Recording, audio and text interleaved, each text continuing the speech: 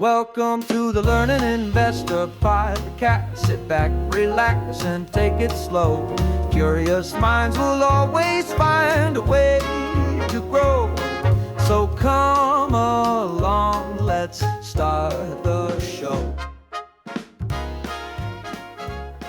So welcome to the Learning Investor Podcast. I'm your host, Orrin Potts. And today I have a special guest, Steve Lambert. Welcome. How are you doing tonight? I'm doing fantastic. How's it going over there in Ohio? Rainy, cloudy, and I think it didn't get out of the 50s today, so not my favorite day. Well, I'm sitting on 90, so I'm glad I'm inside. So I take that any day. Sorry. So thanks for coming on. I really appreciate it. So let's start off by, will you touch on your history, like on the investment side of the house and what you have your hands in now, but the history of what you've done in the past? I got my securities license in 1981. So hopefully there's a little sage wisdom in my history. Ultimately became a registered principal, which means you're responsible for everybody that works for you. They screw up, you go to jail. Oh, wow. Doesn't get you any more money, but it just gives you more responsibility. Okay. Oh, that sounds great. Yeah, it was fun, but it allowed me to start hiring some people, and we built a pretty decent team, probably over 4 or 5 states. But got very involved in that side of it.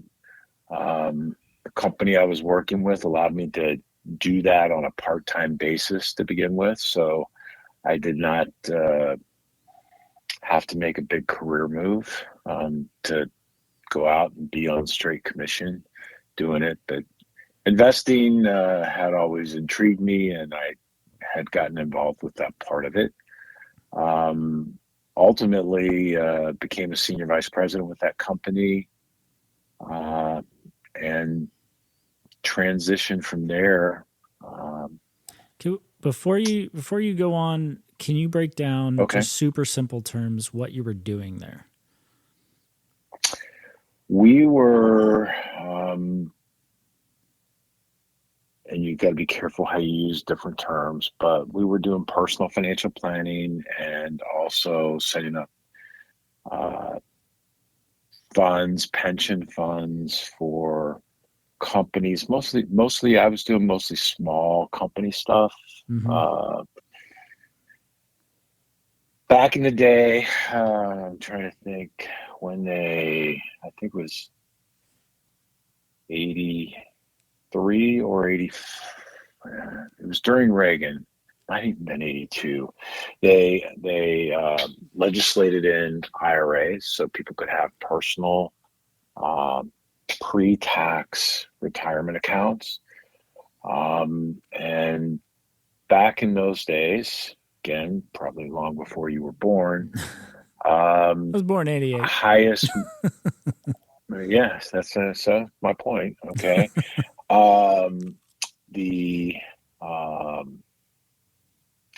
interest rates through the Jimmy Carter years had gotten up to the point where mortgage rates were sometimes, I had seen as high as 21, 22%.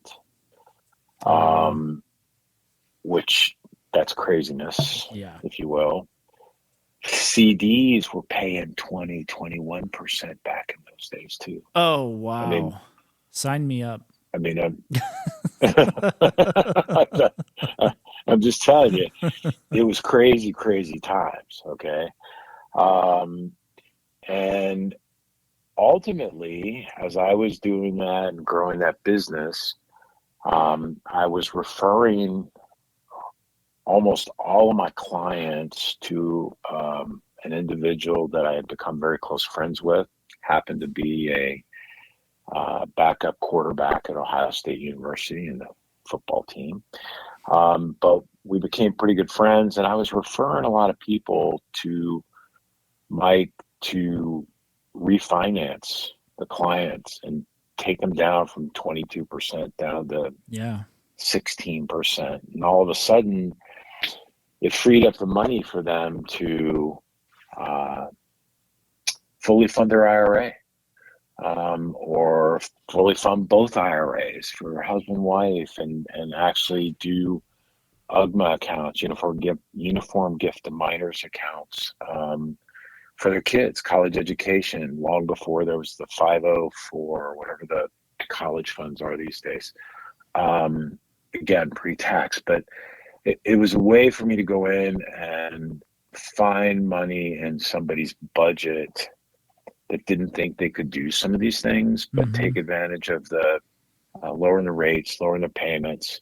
And then rather than going out and saying, Yahoo, we just freed up $1,000 a month, let's go buy a new car or something else, showed them how putting money away in mutual funds or in investments that suited their capabilities and capacities. Risk tolerance, probably.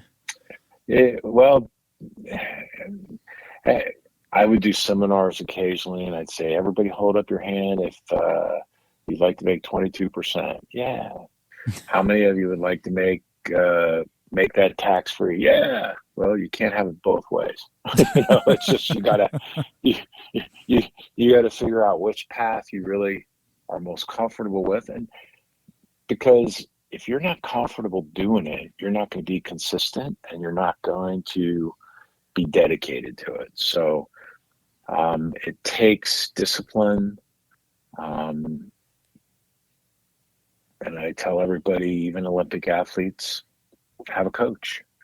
You could be the best professional. You're still going to have somebody evaluating your swing when you get ready to play in that golf tournament, whatever. Right. So you got to have somebody that you can trust that is going to give you good advice and give you independent advice.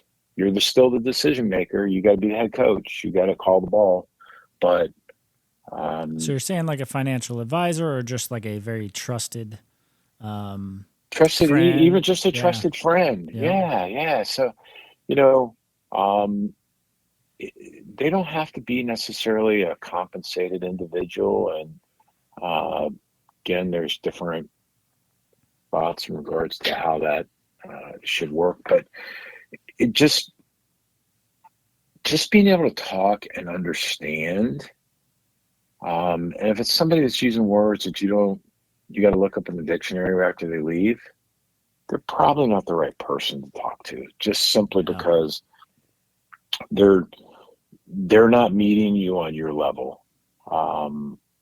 Right. That was one thing I never really had a problem with, because I don't know a lot of those big words. So, well, okay. So you're at that firm, right? So you transitioned out of that. So let's fast forward a little bit. Well, what I ended up doing is the mortgage thing became the tail wagging the dog. I started a mortgage company after I learned how to spell it, and because we were doing tons and tons of mortgages, and what really made me make that change was just simply my buddy had to go home and take care of his mom and dad. His dad was really, really sick, and so he had left the bank that he was working at. The guy that took over for him was taking advantage of my clients and trying to put them in bank products and just their products, which is not necessarily always the best things to invest in or to put your money in. They own the big buildings downtown, not you. So it all becomes ownership versus loanership. I always use that example, whether it was an insurance company or a bank, they're never going to pay you what they make.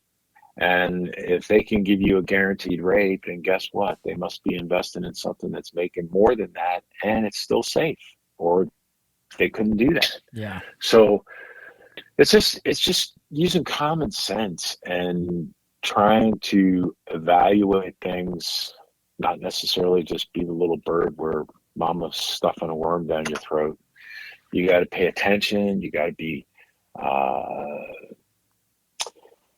you want to understand what you're doing. If you don't understand it, you're never going to probably win the game, or at least maximize the value of the game. So Yeah. I started the mortgage company, and again, when I started the mortgage company, I was refinancing people down to 13.75% rate. So again, that was in the 90s. So again, to put perspective to what interest rates were and how they've been. So Yeah. bottom line is, you can make money in any circumstance. It's just a function of doing something that you're very comfortable with and it meets your core values, in Right. my opinion. So let's take that, right? So we have a bunch of listeners out there that are probably in the same position I was and still kind of am in some degree of how do they get started?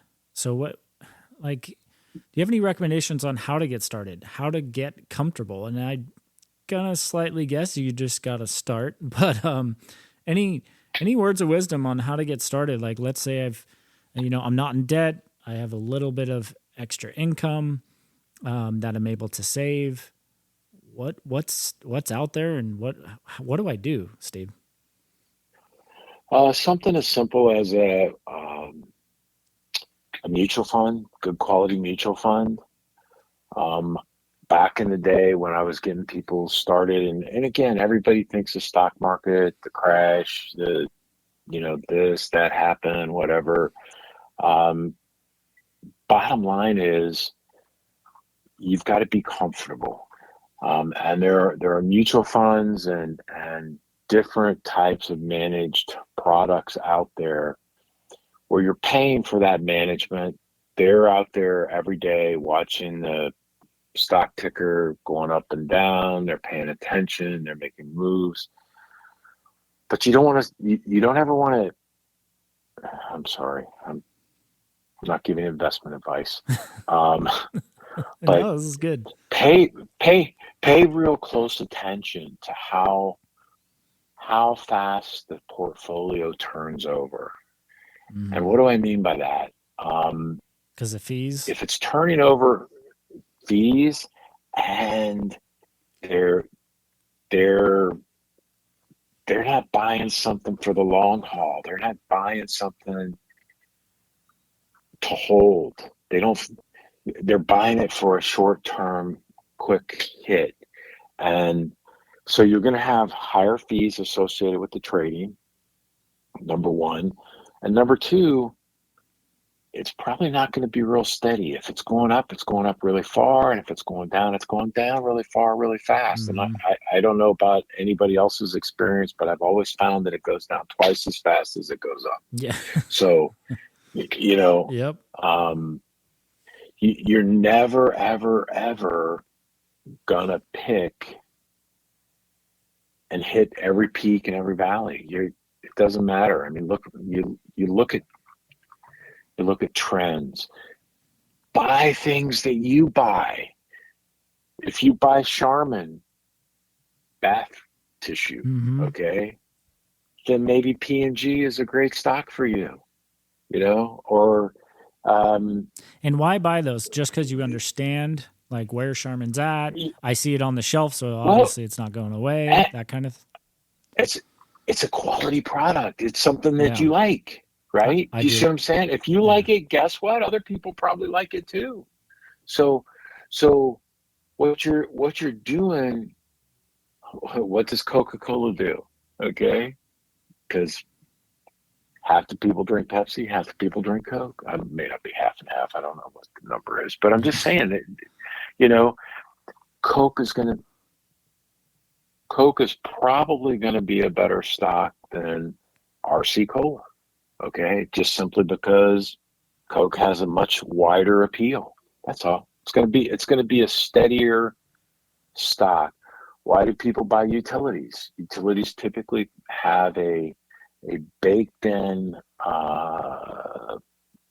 profit percentage that they are allowed to get legally through their PUC, Public Utilities Commission. Sorry, that it's got a baked in number, and maybe that number's 12%. I mean, it's not going to set the world on fire, but put 12% in your compound interest calculator, and it'll light it up pretty good. Yep. Okay, so So again, mutual. back in the So on the mutual good mutual funds, Yeah. So okay, so let's just take this down.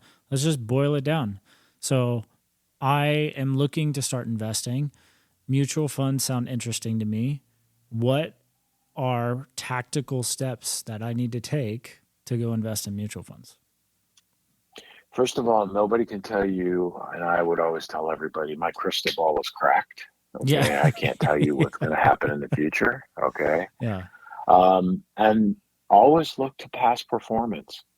Look to how they did. If you knew the economy, I'm trying to think here. Well, what about Let's things see, like 2000, 2008 is a good example. Well, I'm just saying because that one was really a pretty graphic time. Okay, meaning when crap hit the fan. Okay, so but go back and look at how they did during those times. If you wanted to take a shorter time frame and something closer, that's fine. You know, pick during COVID. Okay, what stocks did good? Look at them. A lot of your medical stuff because everybody's sick. You know, whatever doing. It just when times are really good, what's going to go great? Maybe something like a Home Depot or a Lowe's because everybody's building sheds in their backyard or room additions or remodeling their house.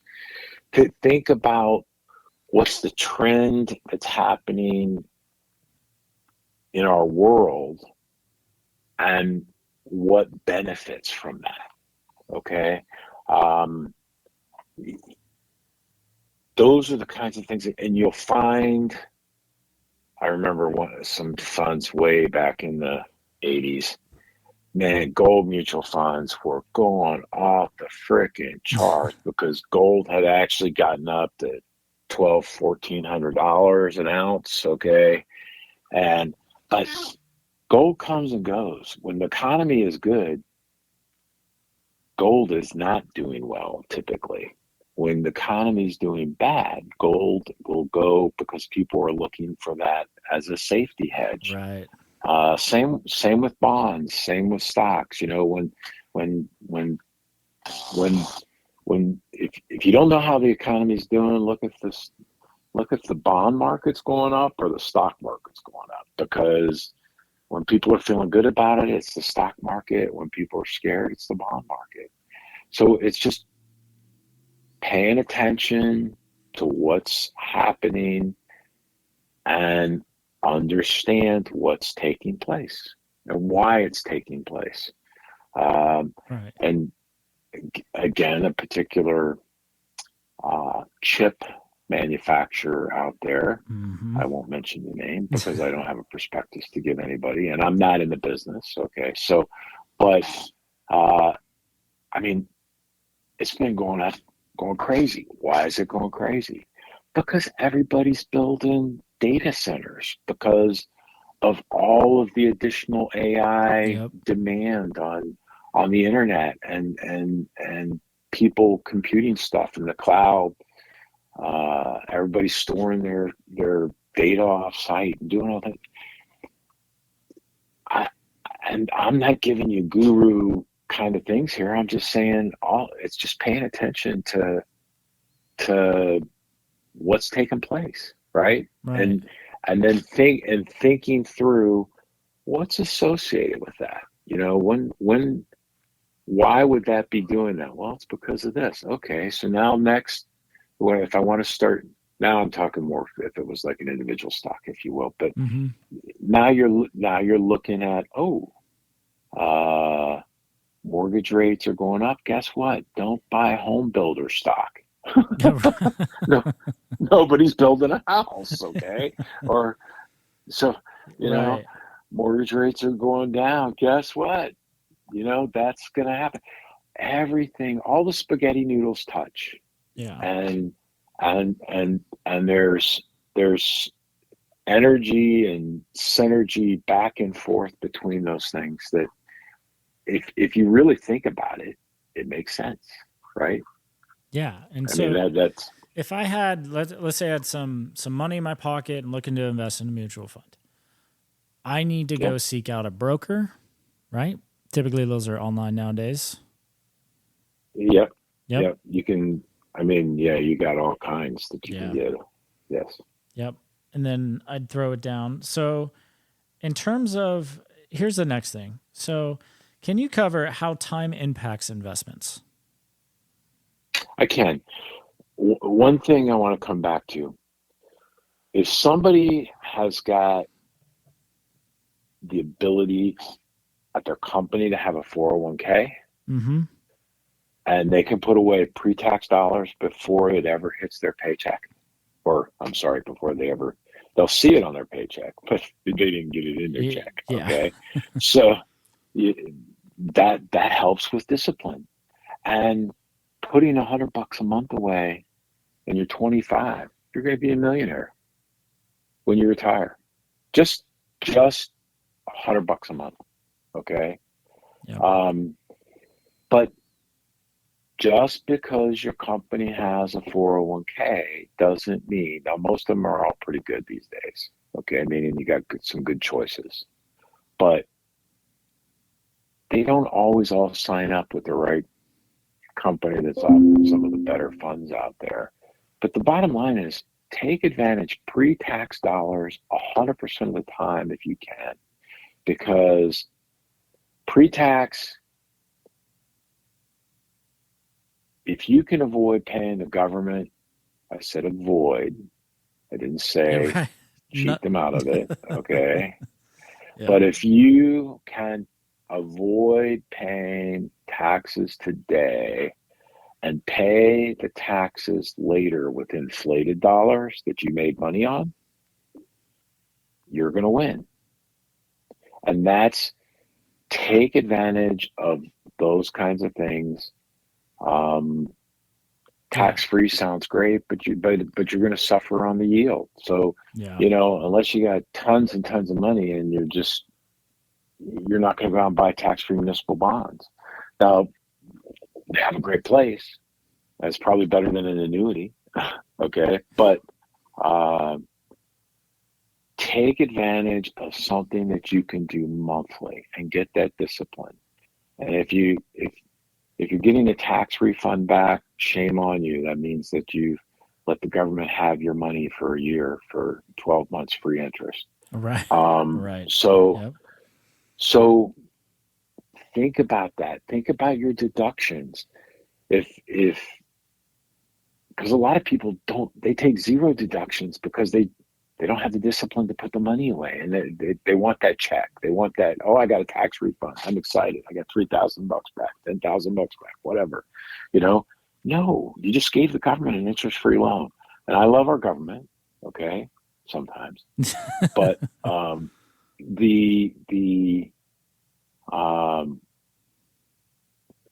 make the rules, whether they are the tax rules or the rules of investing, which we're going to get to that one in just a second, which is really the question you asked, okay?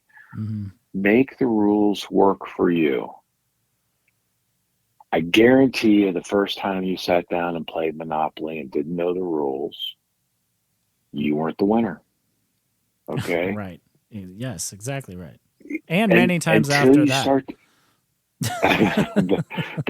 but you have to know the rules or you can never win.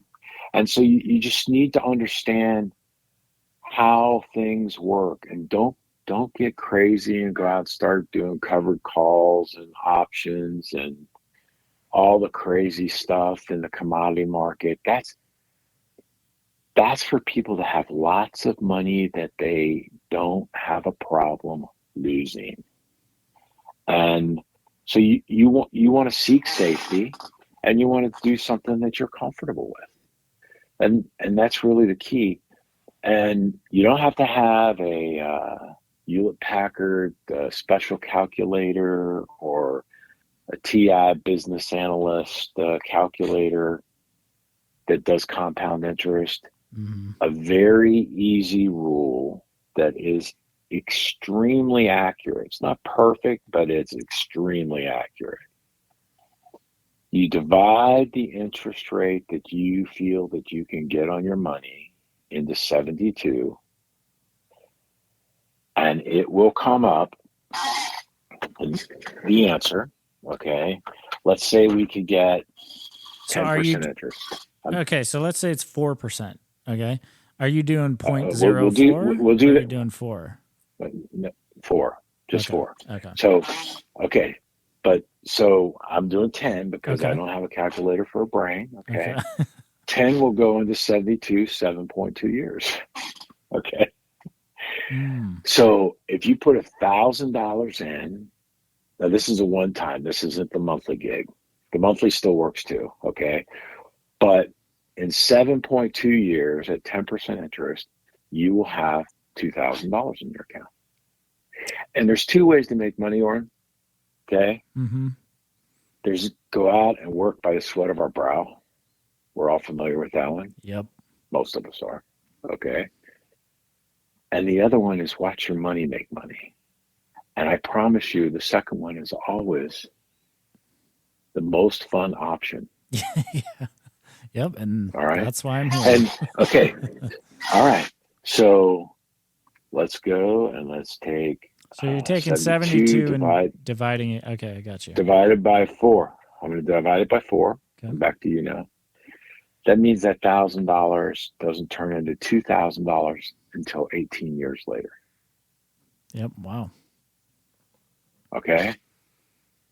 Now let's get a little more. And that's fun. annual. So that's annual compounded interest. Okay. Yes. Okay.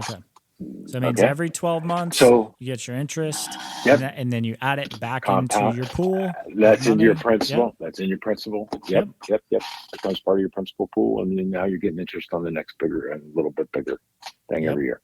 So I just want to get somebody excited.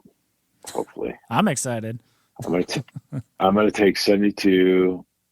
I did 10, mm-hmm. and that was 7.2. So I'm going to divide it by 12. It's every 6 years now. That's all. 2%. Yeah. 2% knocked 4 years. Right? 7.2. No, I'm sorry. 1.2. I know, 7.2. 1.2 years. Yep. 2%. Right? Okay. Yep. I want to show how it's exponential. All right. 72 divided by 15. 4.8. Okay. And it can get crazier, but you can make more money than that, but let's not ever count on that. Yeah. If you can consistently make a 10, 12%, you're going to be a rock star if you're saving money. Yep. So it's just, and everybody thinks I don't have enough to start. The one thing that I love about, and not all of them are this size, but when I had somebody that could afford to put $25 a month away, I'd start him off. And a lot of brokers would never do that. What do you make on $25? I'm gonna drive to their house. I'm gonna sign the paperwork. I'm gonna answer all the phone calls. I'm gonna deal with the stuff, and I'm making 20 cents a month. Well, you're creating a habit. Yeah. But I knew that if people start to, when they start seeing the money grow, that's when they'll get excited and they'll find a little bit more money. I don't need a Mm-hmm. Starbucks every day. I can go every other day. Okay. And then finally I can go once a week because I still remember how good it is to Yeah. have the money in the account. That I don't need the coffee to get me jacked up. Okay. So it's just it, seeing that joy on people's faces and the enthusiasm that they have when they're doing it. It's special. And um, and so you want to look for something that people can get started with Mm-hmm. at their, and I'm going to tell you a true personal story. I had worked at United Parcel Service before I went into business for myself. Um, well, I knew I wanted to put some money away, and I called up Merrill Lynch. I don't know if they're still a Merrill Lynch these days, but I think I so. called them up. They were the biggest broker. They were the ones you saw on TV all the time on the football games and all the sporting events. Um, and I said, I'd like to. I'm leaving UPS, and I want to start. I want to start saving some money for my retirement. And they said, Mr. Lambert, we'd love to talk to you. Come on down to our very plush office. You do have at least $25,000 to get started with, right? I said, no, no, no, no. I don't have that much right now. Okay. What I want to do is I want to start saving and I want to get that kind of money. And Yep. they said, well, we can't work with anybody that's less than 25,000. I'm sure it's a hell of a lot more than that these days for most of them. But anyway, bottom line is that was the one thing that I loved about that is I was changing people's lives and their financial futures. And um, I like having an impact on people's lives. And that was Mm-hmm. one way I could do it. Yeah, I have a similar kind of story where traditionally back in the day I was terrible with money. I was never raised and was taught money. Obviously, money is not taught in school at all. But I met my wife, who is very good with money. So good, in fact, that my credit score is now over hers because of her, um, which is awesome. But it There led you go. to, I have a W-2 job. I've had that for years. It led to me saving $168 a month in a separate account. Didn't look at it, didn't touch it. I've never done that before. Um, and this is years ago. And it would just sit there and it would stack, and I just not look at it. I was never good at saving money, but even a small amount, even like what you're saying, like 25 or what have you. So what I came to find out was when I would go into that account and be like, oh my gosh, there's a pretty significant amount of money.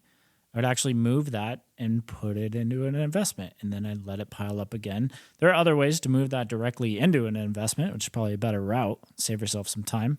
But it got me in the habit of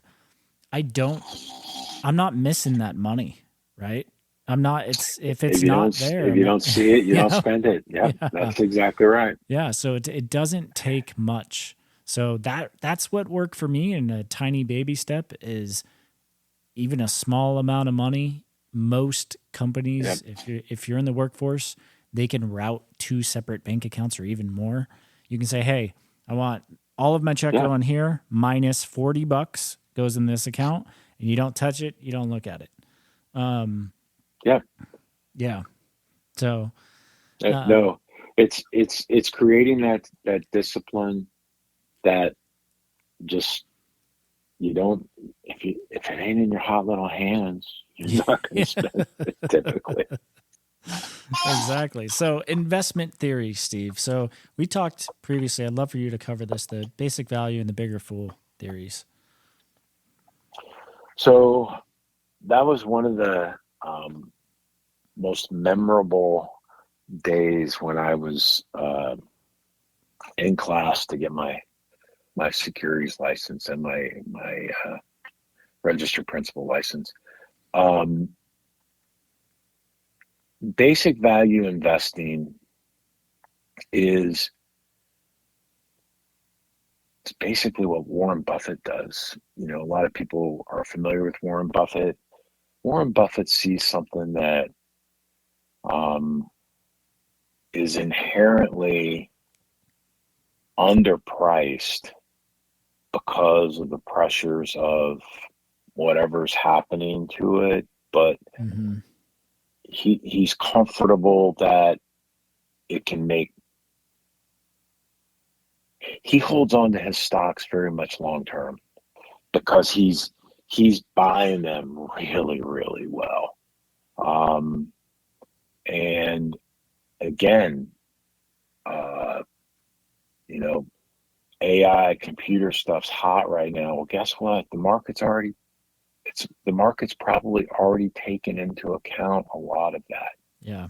Um, you know, a hot tip at the racetrack, whether it's a horse or a stock, is probably not a good investment. Okay, it's just simply because once somebody like that is talking about it, everybody already knows. The people that are making the money they invested before it was hot. That's the key to basic value investing.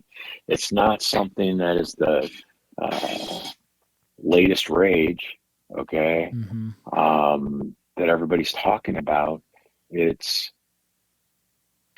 just recognizing something, and if you're not in it every day, that's why there are. I'm going to use a name that you may not even know. John Templeton was one of the. He was the Warren Buffett of the '50s. Okay, and his mutual funds in the '50s and '60s. The other thing that he did a lot of international investing, which because it was international stocks, you couldn't use Templeton funds for IRAs.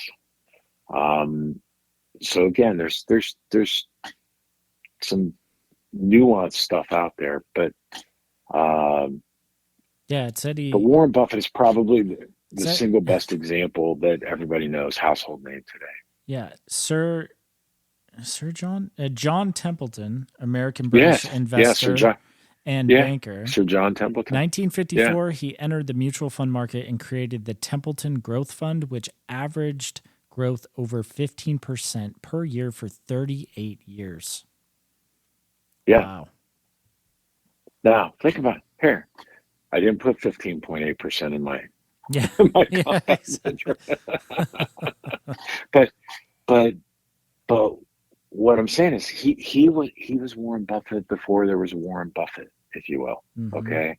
Um, there are there are people out there and fund managers that look at their historical track records and go back and look at times in the economy again back when what did they do when stuff was going down and the markets were down? What did they do when things were going up?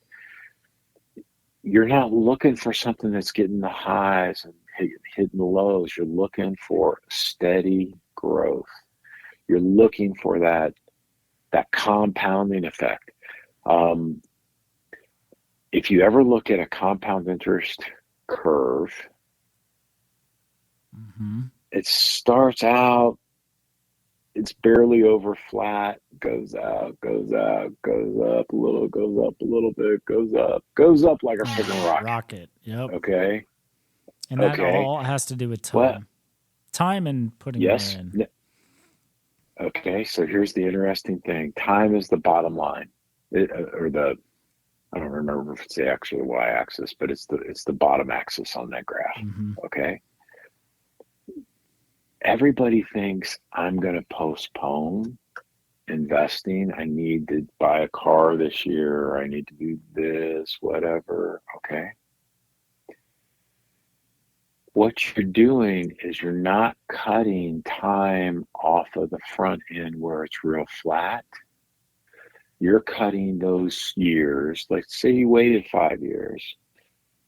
The first, You're cutting the 5 years off the back when it's going up like a rocket. That's what not doing something today is going to cost you. That's what people need to understand. I need to start now. It's hard. I get it. It's very hard. It's difficult. It's a pain in the ass. You need to do it today. You don't want to wait, because if you postpone a year, you're not cutting a year off the front end. The front end is still going to be flat. You're cutting a year off the back when it's going up like crazy. Yeah. That's when your money is making money hand over fist, and you want to take advantage of that. Yeah, and I know online with the brokers and everything, you can probably find a lot of sources there to start off without those $25,000 minimums. There's tons of things out there. There's also ETFs, which are very low cost, very low fees, because they don't really turn over. They track like S&P 500 index. They're literally betting the graph, not the stocks so much. Yeah. The graph is made of stocks, but all the stocks compare their returns to something, some of those ETFs, which I found interesting. So those are easy to jump into. I did the S&P 500 through Vanguard. Vanguard's one. You can go create an account. You can put money into the account digitally from your bank, and then you can go pick. They've got a bunch of different funds on there, but the one I have is an ETF S&P 500. All that really means is it is the top 500 stocks in the S&P. That's all of them. Yep, the S&P index. Yep. So that's an easy which they way. change. They move stuff in and out. They do things like that. So the bigger fool theory, and I would liken it to when the stock market's just doing nothing but going up. All my mortgage originators started turning into day traders. I made this much money, in the stock market yesterday, and I made this much. And a bigger fool theory is somebody who buys a stock, doesn't care what the metrics around that stock are, or, is it a good company? Is management, what read their annual report. What are they putting in? What are they not putting in? And until you read a few of them, you don't know what's in or out typically. Okay. And it's like eating sand somewhat. I apologize for recommending that, but the bigger fool theory is just saying, I'm betting on this today because I think there's going to be a bigger fool come along tomorrow and pay me more for it, and I'm getting the hell out of Dodge. It had nothing to do with the intrinsic value of the stock or the philosophy of the company or the management behind that.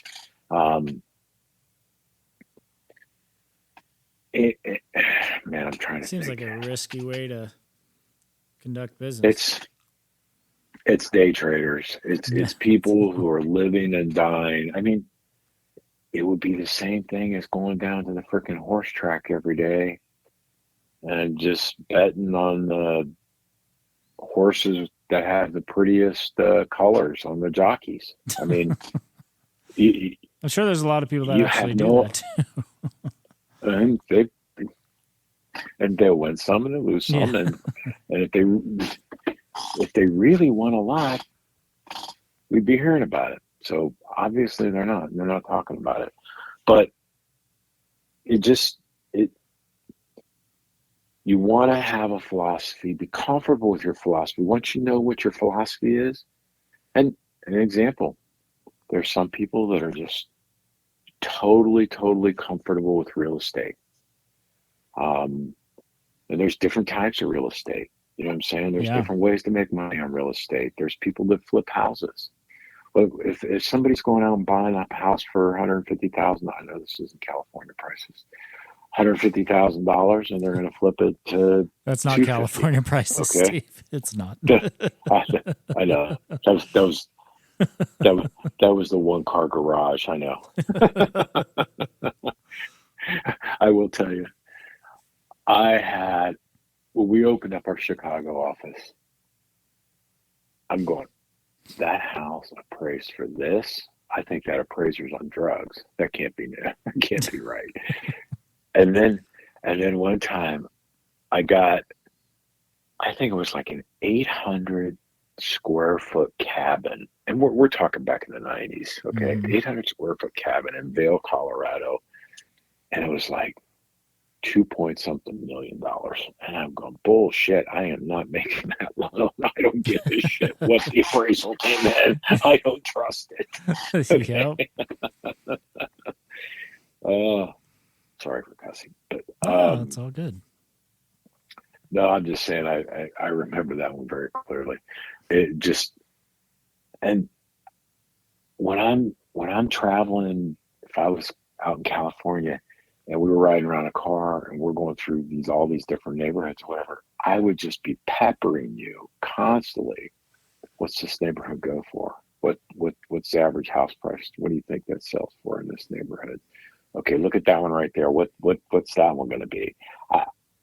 Just because of the mortgage company in the background and stuff, I'm always intrigued with what the real estate values are in different places. And you can take a house, put it on a truck, and move it someplace, and it's worth more money just because it's in a different neighborhood. Okay, I mean,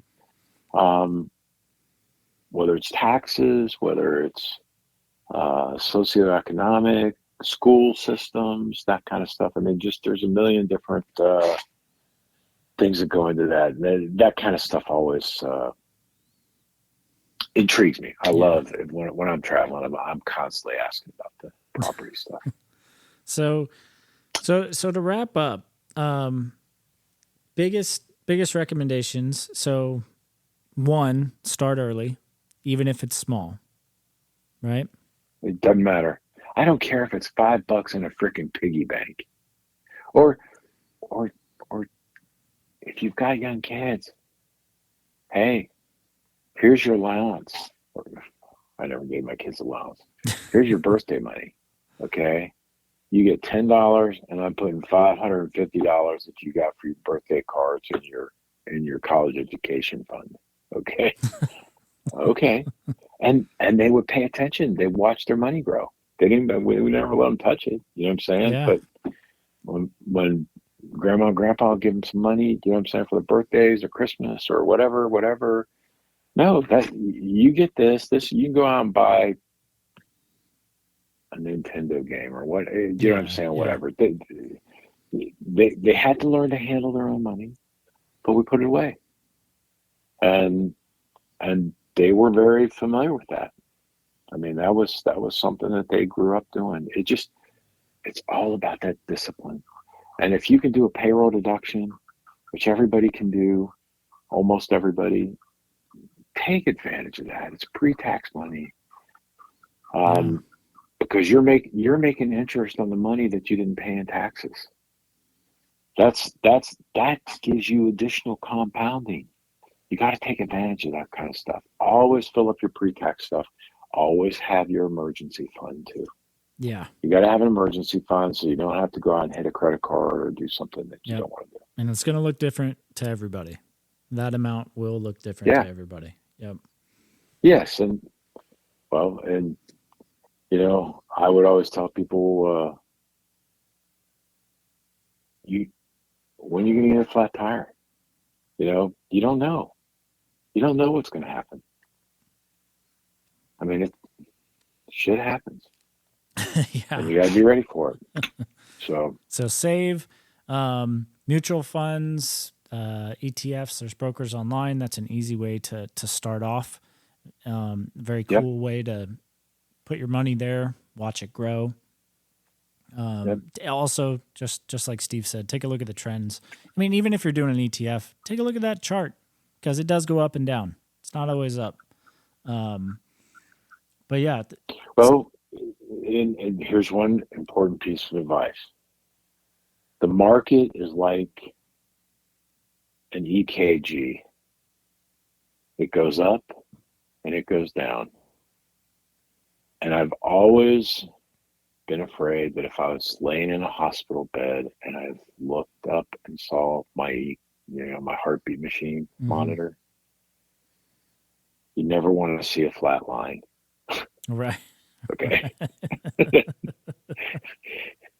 Money is made when the market is going up, and money is made when the market is going down. And if I were to sit here and tell you, again, I'm not going to mention the name of that particular computer chip company. Yep. Okay. But I would tell you that goes up and it goes down. It still moves in the marketplace. It's trending upward. Okay. But when the stock price is down, if it's a good stock, it's got good bones. Think of it like a house. It's got good bones. Okay. It may need some paint, may need some carpet. Okay. It may need to replace some windows. Okay. And a little landscaping.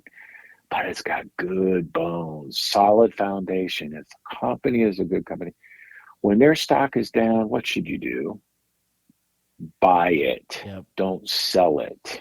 You want to buy low and sell high. That's the concept. There is an analogy that I read. I don't know if it was in the Intelligent Investor or not, but it basically goes, when stocks go down of good companies, that's like they're on sale. That's like you're walking into a store. Absolutely. And they're on sale. Yeah. So three pairs of shoes for price of one. Yeah. Hell yeah. Exactly. I can't wear them all today, but it's okay. I know it's a really good deal. I'll sell some more to my friends tomorrow. Sell the extras. Yeah. Yeah. Well, good. Thank you for hopping on, Steve. I really appreciate it. Not a worry. Yeah. Thanks for taking the time, and hopefully we can poke your brain in the future. Oh, you know my number. I'm always available. Absolutely. All right. All right. Thanks, everybody, and we'll catch you on the next one. Thanks for listening to the Learned Investor Podcast. One step smarter, one thought better. We'll be back soon, you already know. Until next time, that's the show.